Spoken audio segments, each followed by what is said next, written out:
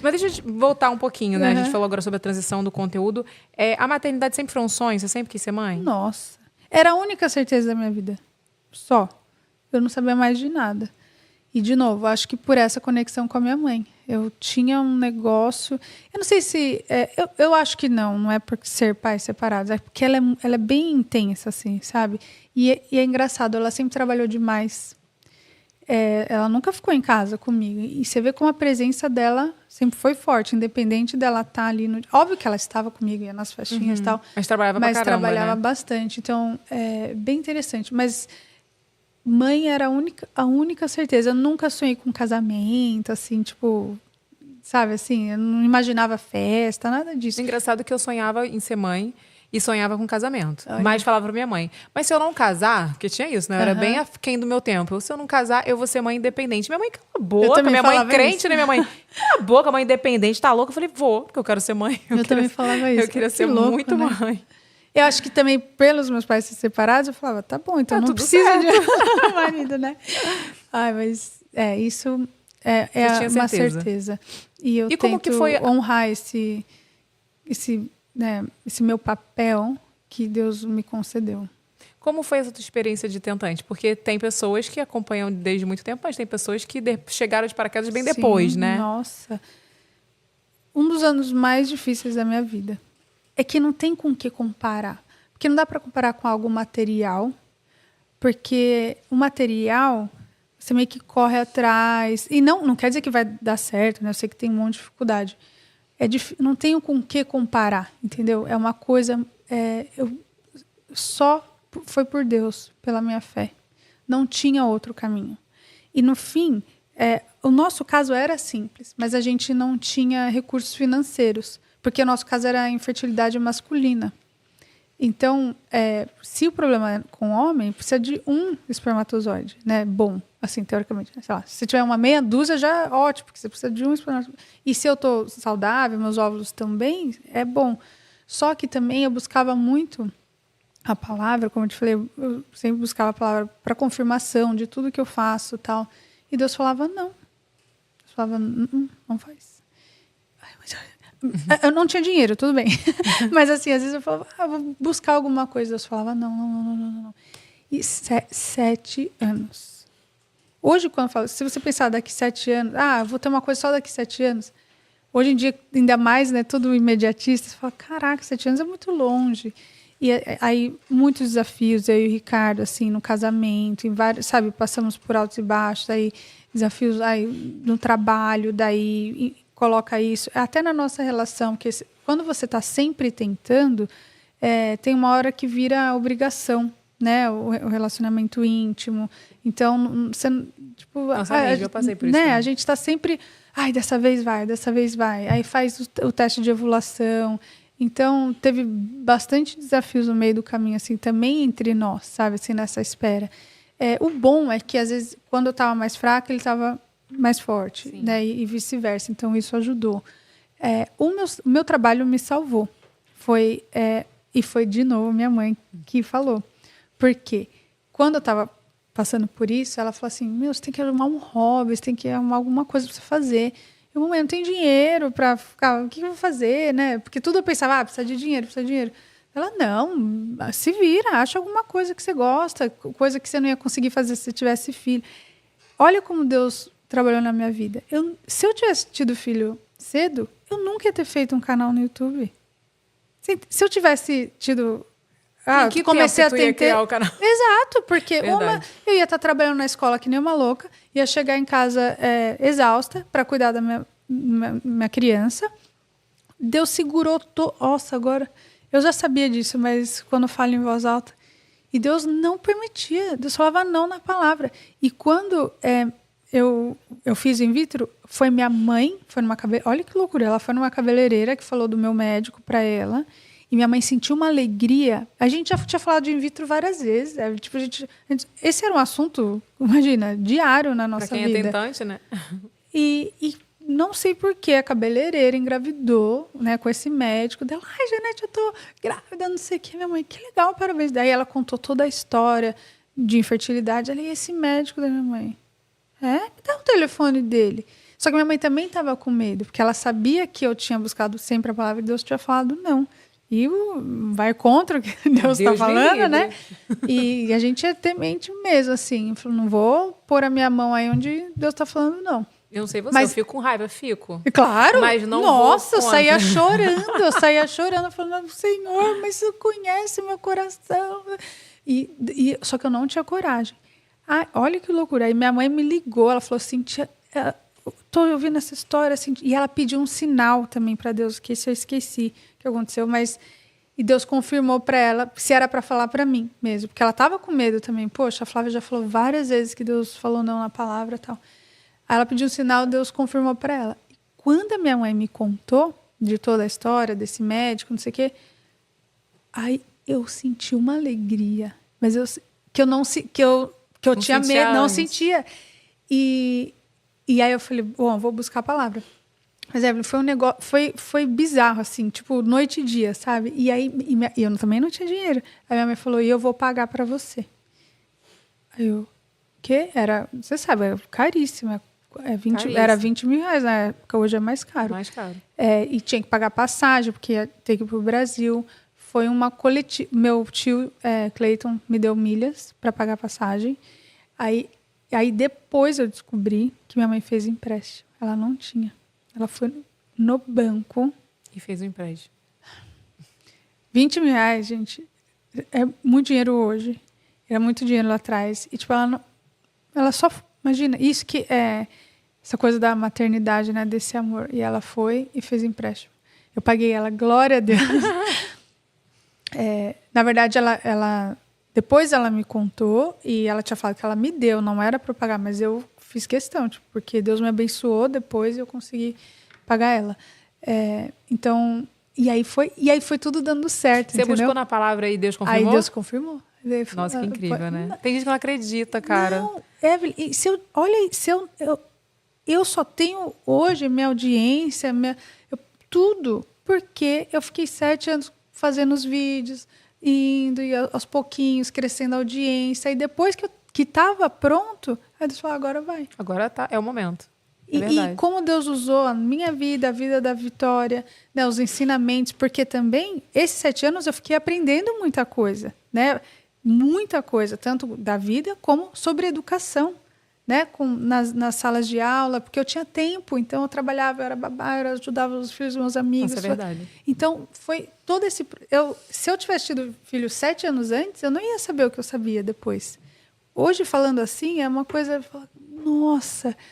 E eu tô falando em voz alta de novo para mim, tá, gente? Porque tem uns desafios que eu falo... Sabe, parece que tá empacado, que não vai. E foi aí de primeira, agora, né? E da Vitória foi de primeira. Então, você sabe que, tipo assim, eu tentei engravidar por 10 anos. E só 3 a mais que o seu. E, tipo assim, quando eu fiz a primeira FIV, eu fiquei muito frustrada. Porque deu errado. Aí eu fiquei assim... Tipo, era pra dar, né? Não, e eu não tinha dinheiro. Eu fiz com ovo doação compartilhada, que é um programa que tem lá, onde uma pessoa que não tem condições...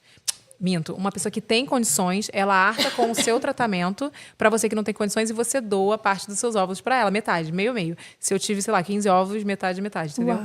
E a mais vai para ela, porque ela que custou o tratamento. Mentira, não sabia disso. Aí, enfim, ela engravidou a pessoa, só que você não sabe, mas, né... Houve esse coisa que ela engravidou, você não conhece a pessoa, porque é tudo muito sigiloso. Sim. E eu não engravidei. E depois, na segunda vez, eu continuei muito querendo, a gente, né, vai. Eu engravidei e perdi. E aí eu fiquei, assim, tão frustrada, porque aí depois eu tentei de novo, e aí, de novo, eu não consegui. Cara, eu falei... Não quero agora. Eu entendi que não era o momento. E nessa época eu estava afastada, né? Então eu não buscava, sabe? Mas eu entendi, sabe? Com muito temor de Deus, a gente entende. Olha, não é o momento. E aí foi exatamente isso que aconteceu. Tipo, Deus me abençoou. Foram 3 anos depois que eu parei de tentar, que foi onde eu estabeleci minha carreira, que eu consegui buscar muitas coisas. Fiz coisas que eu jamais imaginei na minha vida de trabalho. E aí eu lembro que em 2017, tipo, eu entendi que era aquele momento. Eu falei, não, vou fazer de primeira vez o Lucas. Olha... Foi assim. Não, e a gente é teimoso, né? Né? Mas Deus é maravilhoso, misericordioso e entende, né, nossa falha. Porque como... Né? E aí, toda vez eu fico, não, confia. E esse testemunho serviu para, como eu falei, muitas pessoas, não porque estavam tentando engravidar, mas para a vida, pelos desafios que eles estavam passando também na vida deles com outros assuntos. Então, eu não consigo descrever assim 100% por Deus, porque eu nunca poderia escrever essa história por minha conta, sabe? Não tem como. Você passou pela experiência da FIV tranquilo, assim, ou você... Porque, por isso que eu falo, a importância da gente entender o momento, né? Foi leve. Foi leve. E, assim, pra mim não foi. Quer dizer, eu digo fisicamente, sim. Mentalmente... É difícil. Nossa. Mas eu digo assim, quando você faz... A espera é terrível, gente. Tipo... Acho que são quantos dias pra fazer o exame de sangue? 7? São 11, os piores 7 dias da tua vida. É como se fosse os 7 anos. Eu acho que é pior. Nossa. Você sabe que eu fiz o teste antes, né? Eu também. O Ricardo ficava louco. Você não vai fazer? O meu médico, ele, não sei o seu, mas o meu médico, ele era muito centrado. Tipo assim, quando ele falou, não faz teste antes. Não deixa. Relaxa e tal. Eu falei, eu quero saber o que eu não pra fazer, vou comprar. E comprei o teste, né? E aí, tipo, deu positivo, eu mandei pra ele. Aí ele, só vamos comemorar depois do beta. Ai, que ódio, vontade de bater nele, doutor Paulo, Galo, vai cagar. Eu igualzinho também. Ele falou, a minha prima, eu tava pra voltar pro Brasil, e ela foi fazer consulta com ele. Ela, doutor Arthur, ela tá grávida, a gente vai fazer um chá de bebê dele. Vocês estão loucas? Tipo, ele ficou muito bravo. Tipo, ela acabou de fazer... Não. A gente vai chá de bebê com 2 semanas. Realmente. Porque como eu ia voltar para os Estados Unidos, doutor, ela já queria... o que você acha desse tema para um ano da criança? Otimista. Sabe por que eles são muito... Depois eu entendi, tá certo. Né? Quando eu engravidei, eu tive 3 perdas. Eu nunca sei se são 4 ou são 3, porque eu tive bastante perdas, né? Mas eu tive uma perda, que uma dessas perdas, que foi a última vez que eu perdi a minha última trompa, o beta deu positivo. Aí eu fiquei toda feliz, né? O beta deu positivo. Aí ele falou, tá, ele nada de feliz. Ele falou assim, tá, você vai repetir daqui a 3 dias, 2 dias. Fiz o beta. Ele aumentou, mas não aumentou como deveria. Não dobrou, né? E aí ele falou, não tá legal, você vai... Aí eu falei, não, mas tá dando, e eu toda feliz. Aí fui numa médica, eu falei, quer saber? Eu vou em outra médica. Quero saber dele, que não. rebelde! Rebeldíssima! Aí fui numa ginecologista que sabe o que ela falou pra mim? Sem experiência, porque ele era especializado em FIV e também muito especializado em reprodução humana. Ela, o que você quer saber? Você tá grávida. Aí eu falei, tá, mas aí porque esse beta aqui tá assim, ela tá grávida. Nossa. Aí eu, tá vendo? Eu tô grávida, eu falei pra ele. Aí ele falou, não, você tá grávida. Mas eu estou te falando que não está subindo como deveria. Cara, eu entrei numa busca de um mês, uma angústia de 1 mês, que eu fazia ultra e não achava o bebê. Sabe? Tipo assim, então eu fazia o beta, dava positivo. Pouco, aumentava pouco. Não aumentava, acho que tem que triplicar, sei lá quanto, eu não lembro. E aí, fazia ultra, não dava. Eu fiquei nessa angústia 1 mês. Quando deu finalzinho, já chegando ao mês, eu orei. Fui para a última ultra assim, Senhor, eu não aguento mais essa angústia, eu não aguento mais. Por favor, me mostra o que está acontecendo. Aí, no dia que eu fiz a ultra, o médico falou... não falou nada. Aí eu falei assim, a pessoa que estava fazendo a ultra, que era um médico que fazia a ultra e o que dava o laudo. Aí eu falei, você conseguiu ver alguma coisa? Aí ele, consegui. Eu falei, ótimo, era o que eu queria. Eu pedi a Deus que eu visse. Quando eu cheguei na sala do médico, o médico falou, você tá com uma gestação fora do útero. Bem grosso, assim, comigo. Era médico de emergência, né? Sim. Você tá com uma gestação fora do útero. Você quer tirar agora, entrar pra cirurgia, ou você quer ir pra casa e se preparar pra uma cirurgia, que você vai ter que fazer uma cirurgia? Assim. Aí, tipo, eu já soube que eu tava grávida, que a gravidez não ia pra frente. Você imagina? Nossa. Então, assim, quando eu falo dessa história, eu falo assim, quantas pessoas devem passar por isso? E olha que eu tive uma perda no SUS antes, né? Que meu primeiro bebê, que foi na trompa também. Eu perdi fui fazer o tratamento no SUS, já cheguei com hemorragia, já tive que entrar sem fazer risco cirúrgico, nada, às pressas, porque eu já estava com hemorragia. Meu Deus. E eu fui muito bem tratada no SUS. Olha. Você não tem noção. Foi interior de São Paulo, por isso que eu falei. Foi incrível, assim. Eles tiveram todo um cuidado. Eu tinha 21 anos. Então, assim, eles tiveram um cuidado comigo. E esse que era no plano de saúde... O médico da emergência me tratou super mal. Mas eu contei essa história porque, tipo assim, a gente tem tantas tentantes que passam por tantas coisas. E hoje parece uma história tão distante, né? Depois que tem filho e tal. Eu nem acredito. Olha, meus filhos não acreditam. É assim. Parece que nem aconteceu com a gente, né? Sim. Tipo, Mas é real. Essa dor é muito real. É muito. E é de novo, eu não tenho com o que comparar. Eu não consigo comparar, igual você. Eu não consigo. É igual de perder o pai, né? Quando aconteceu com o seu pai, eu fiquei muito mal. E quando aconteceu com o meu, eu lembrei demais de você. E aí eu pensei, eu entendia, mas não entendia, né? Porque só você passando. Então, essa coisa de tentante não dá para comparar. Porque com alguma coisa, é você passando, porque é uma dor, é uma angústia. A gente até consegue imaginar quando a gente passa. Isso. Mas quando você passa, você vê que o buraco é muito mais embaixo, assim. Nossa, não tem. E é um dia de cada vez mesmo. E aí um dia você tá tudo, não, vai dar tudo certo. Aí outro dia você, eu nunca vou ter, todo mundo tem, o pessoal jogando bebê no lixo. Nossa, você tinha esses pensamentos também, eu também. Nossa.